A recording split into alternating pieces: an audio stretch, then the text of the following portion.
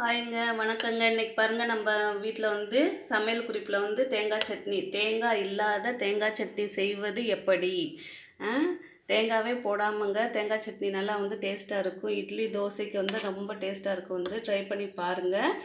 இப்போ வந்து நம்ம சின்ன வெங்காயம் வந்து ஒரு 10 பல்லுக்கு எடுத்துகிட்டு, பூண்டு ஒரு 3 பல், பொட்டுக்கடலை வந்து ஒரு 50 கிராம் அளவுக்கு எடுத்து உப்பு சேர்த்து காரத்துக்கு ஏற்ற மாதிரி பச்சை மிளகா இல்லாட்டி வர மிளகா எதுனாலும் சேர்த்துக்கலாம். சேர்த்து அரைச்சி தாளித்து விட்டோம்னாக்க நமக்கு தேங்காய் சட்னி ரெடி ஆயிடுச்சு பாருங்கள். தேங்காய் இல்லாத தேங்காய் சட்னி.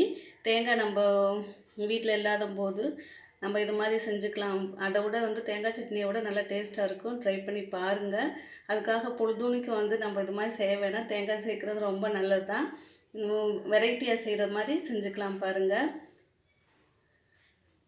ட்ரை பண்ணி பார்த்து சொல்லுங்கள். தேங்காய் இல்லாத தேங்காய் சட்னி எப்படி இருக்குன்னு சொல்லிட்டு. பாய்ங்க.